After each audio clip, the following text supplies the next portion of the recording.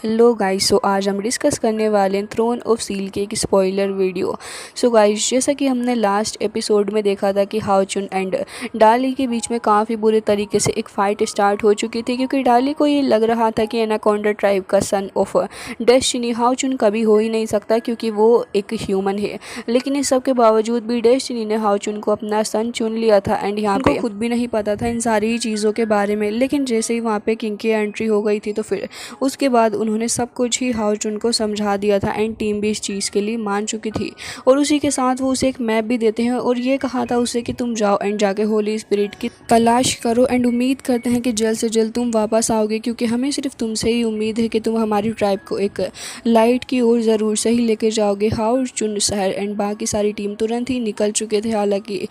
इस किंग ने जो है अपने प्रिंस और साथ ही अपने प्रिंसेस को भी भेजा था ताकि ये लोग भी हाओ चुन एंड टीम की मदद कर सकें। ये लोग तुरंत ही अपनी उस जर्नी को बिगन करते हैं। इन लोगों ने सीस हॉर्स नाम के किसी क्रिएचर के ऊपर इस सवारी को स्टार्ट किया, जो कि फिलहाल वाटर के साथ होते हुए इन लोगों को आगे की तरफ को लेकर जा रही थी। हाओ चुन यहाँ पे सबसे आगे था एंड उसे पता था कि उन्हें एक डिवाइन स्नेल को ढूंढना है जो कि सन एंड मून से बिलोंग करता है। जिसके बाद यहाँ पे हाओ चुन इस सारे इंसिडेंट के बारे में भी सोच रहा था। बट दूसरी साइड जहाँ पे सी नाम का वो बंदा, जैसे ही उसे पता चलता है कि एनाकोंडा ट्राइब को डिस्कवर कर लिया गया है, तो फिर वो काफ़ी ज़्यादा खुश हो रहा था, क्योंकि उसे जल्द से जल्द अब इन लोगों के ऊपर कब्जा जमाने का मौका जो मिलेगा। हालांकि यहाँ पे जो लोंग हाओ चुन है वो तुरंत ही अपने अनडाइंग रियल्म के अंदर चला जाता है, जहाँ पे उसे वो डिवाइन सन एंड मून की स्नेल के बारे में पहले ही पता चल चुका था। क्योंकि जब पहले भी हाओ चुन बेहोश हो गया था या फिर अपनी कॉन्शियसनेस सी के अंदर चला गया था, तब भी उसे इन सारी चीज़ों के बारे में थोड़े थोड़े विजन्स आ रहे थे। बट पहले उसे ये नहीं पता चल रहा था कि आखिर ये सारी चीज़ें किस चीज़ से रिलेटेड हैं और आगे इन सारी चीज़ों का आखिर मकसद क्या है। बट जब अब हाओ चुन सब कुछ चीज़ों को क्लेरिफाई कर चुका है और उसे समझ में आ गया है कि उसे एक डिवाइन स्नेल को ढूंढना होगा, तो फिर ये सारी चीज़ें वो खुद से ही समझ जाता है कि आखिर ऐसा हो क्यों रहा था। बट एनाकोंडा ट्राइब के लोग, जो कि अभी काफ़ी बड़ी सी परेशानी के अंदर आ चुके थे, वो हाओ चुन के साथ में आने के बाद काफ़ी ज़्यादा खुश थे और ये सोच रहे होते हैं कि जैसे ही हाओ चुन स्नेल शील्ड को लेके आएगा, तो फिर ये जो ट्रेजर है वो उनकी बहुत ही ज़्यादा हेल्प भी करेगा। एंड उस डीमन स्नेल गोड के साथ में भी इन लोगों का अगर पंगा पड़ गया है, तो वो भी आराम से ये लोग झेल सकते हैं, क्योंकि हाओ चुन ही है अब वो पर्सन है जो कि इन्हें लाइट की ओर लेके जा सकता है। कि हाओ चुन यहाँ पे अकेले तो बिल्कुल भी इस चीज़ को नहीं करने वाला है, सैर भी उसका साथ देगी एंड दोनों ही मिलके इस स्नेक डीमन गोड को मार डालेंगे। बट ये प्रोसेस अपने आप में काफ़ी ज़्यादा खतरनाक होने वाली है। हालांकि जैसे ही उस स्नेक डीमन गोड को इन सारी चीज़ों के बारे में पता चलता है, वो सेक्रीफाइस पिलर से निकल के आ गया था और फिर इमीडिएटली वो लोग चले जाते हैं एनाकोंडा ट्राइब की ओर, क्योंकि इससे ज़्यादा अच्छा और मौका क्या ही होगा। क्योंकि इससे पहले तक एनाकोंडा ट्राइब ने खुद को हाइड कर रखा था, एक तरीके से वो लोग इनविजिबल हो गए थे, जिसके चक्कर में यहाँ पे जो स्नेक गोड ट्राइब है ये लोग ढूंढ ही नहीं पा रहे थे उन्हें। बट अब जब सब कुछ विजिबल हो चुका है, तो इनके लिए इतनी ज़्यादा प्रॉब्लम वाली बात नहीं है। मेनली जो इनविजिबल शीट थी वो किंग्स रिंग की वजह से आ रही थी, जो कि अब फिलहाल हाओ चुन के पास में है। एंड जो प्रोटेक्टिव बैरियर था वो भी अब टूट चुका है, जिसकी वजह से सब कुछ विजिबल हो चुका है। ये लोग बहुत ही बड़ी प्रॉब्लम के अंदर फंसने वाले हैं। लेकिन यहाँ पे अभी जो स्नेक गोड है वो भी अभी काफ़ी तेज़ी के साथ आगे बढ़ रहा था। वो खुश था कि अब एक बार से ये सारे के सारे लोगों को पकड़ के इनका सेक्रीफाइस कर सकता है। हालांकि ये जो हमारी एनाकोंडा ट्राइब है, ये लोग भी अभी इतनी बड़ी प्रॉब्लम में नहीं है, क्योंकि अब जब एम्परर भी यहाँ पे आ चुके हैं, तो फिर एक तरीके से एम्परर भी इस ट्राइब के लोगों को प्रोटेक्ट करेंगे। बट एम्परर खुद भी काफ़ी परेशान नज़र आ रहे थे, क्योंकि उन्हें खुद नहीं समझ आ रहा था कि आखिर आगे करना क्या है। लेकिन जैसे ये शी नाम का गोड आगे बढ़ता है और उसने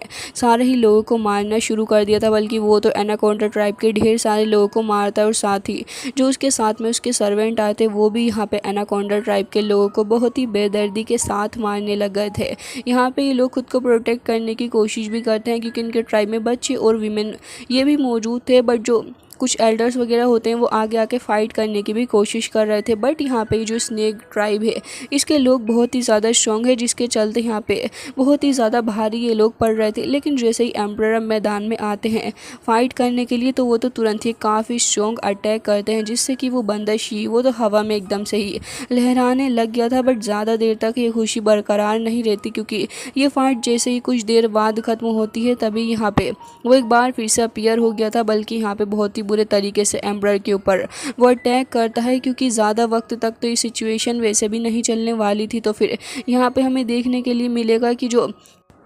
एम्परर है उसको ये स्नेक गोड शी वो अपने काबू में कर लेगा, जिसके चलते यहाँ पे उसे कुछ समझ ही नहीं आएगा कि आखिर वो क्या कर रहा है और उसे आगे करना क्या चाहिए, जिसके चलते शी को इससे काफ़ी ज़्यादा फ़ायदा भी होने वाला है। एंड वो तुरंत ही एम्परर को अपने कंट्रोल में करके भेज देगा हाओचुन एंड टीम के लोगों के पास में, ताकि वो उनको पकड़ सके। अब यहाँ पे एम्परर जो है वो हाओचुन एंड टीम के काफ़ी ट्रस्टवर्दी पर्सन है ऑल्सो, उन्होंने खुद ही तो यहाँ पे इन लोगों को स्नेल को ढूंढने के लिए भेजा है एंड मैप वगैरह खुद ही दिया है, तो फिर इन लोगों को बिल्कुल भी शक नहीं होने वाला है एम्परर के ऊपर। दूसरी साइड जहाँ पे हाओचुन एंड टीम यहाँ पे तुरंत ही उस लोकेशन के पास पहुँच चुके थे, तभी ये लोग एक बड़े से स्नेल टाइप चीज़ के पास में पहुँचते हैं, जो कि एक तरीके से एंट्रेंस ही था। लोग उसी एंट्रेंस एरिया के पास में आकर खड़े हो चुके थे एंड सोच रहे होते हैं कि आखिर इस एंट्रेंस एरिया से अंदर की तरफ को आखिर किस तरीके से जाया जाएगा। जिसके बाद यहाँ पे इमीडिएटली एम्परर की एंट्री हो जाती है, जो कि धीरे धीरे करके हाओचुन की तरफ को ही अप्रोच करने लग गए थे। सब लोग इन्हें इस जगह पे देख के काफ़ी ज़्यादा खुश होते हैं कि एम्परर भी इनके साथ में आ चुके हैं, तो अब इनके लिए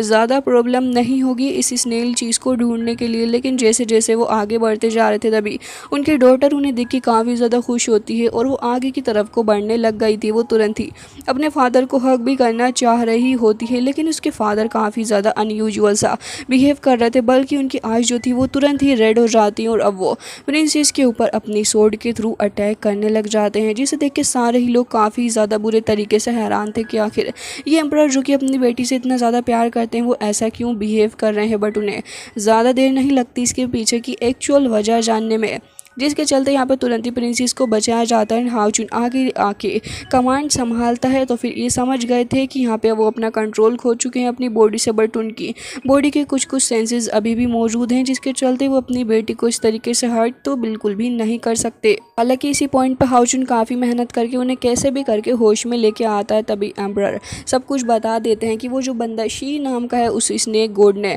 ढेर सारे ट्राइब के लोगों के ऊपर अटैक किया, साथ ही एनाकोंडा किंग को इनके पास में भेज दिया ताकि इन लोगों को भी रोका जा सके, साथ ही इनका ध्यान भी बढ़ जाए। ये सारी बातें सुनने के बाद तो हाओचुन को काफ़ी बुरा लग रहा होता है ट्राइब के लोगों के लिए, क्योंकि वो बेचारे तो एकदम ही मासूम है और वो किस तरीके से खुद को बचाएंगे, वो एक कंसर्न वाला पॉइंट हाओचुन के लिए रहता है। लेकिन ये लोग तुरंत ही उस जगह से निकलना भी चाह रहे थे, क्योंकि ट्राइब के लोगों को बचाना भी इनके ऊपर ही डिपेंड करता है। हालांकि जैसे ही यहाँ पे हाओचुन प्रिंसेस को बचा लेता है, तो अब वो यही सोच रहा था कि अब उसे एनाकोंडा ट्राइब की तरफ वापस जाना ही होगा, क्योंकि अगर ये क्राइसिस खत्म नहीं हुए तो सबसे ज़्यादा नुकसान ट्राइब के लोगों का भी होगा और हो सकता है कि सारी की सारी ट्राइब को वो स्नेक किंग खत्म ही कर दे। बट एम्परर उसे समझा रहे होते हैं कि चीज़ें अभी भी काबू में लाई जा सकती हैं, क्योंकि अगर ये लोग स्नेल रियम के अंदर एंटर कर गए तो फिर चीज़ें इनके कंट्रोल में इसलिए भी आ सकती हैं क्योंकि पावर इनके पास में आ जाएगी, तो फिर एक तरीके से ये भी एक रास्ता ही होता है इन सारी सिचुएशन से बाहर निकलने का।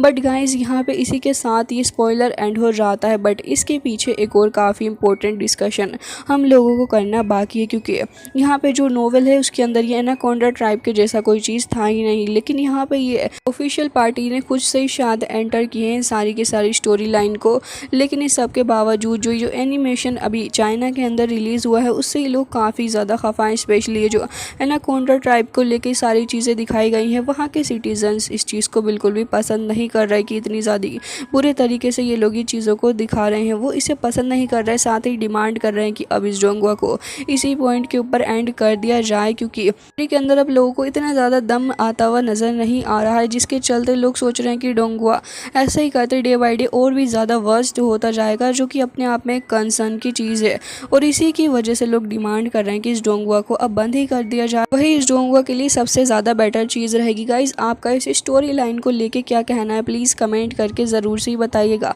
वैसे मेरे हिसाब से तो ये चीज़ इतनी ज़्यादा बुरी भी नहीं है जो स्टोरी हमें फ़िलहाल दिखाई जा रही है। मिलते हैं नेक्स्ट वीडियो में, तब तक के लिए bye bye, take care of yourself. और हाँ गाइज आपका ओपिनियन कमेंट में ज़रूर से ही बता दीजिएगा।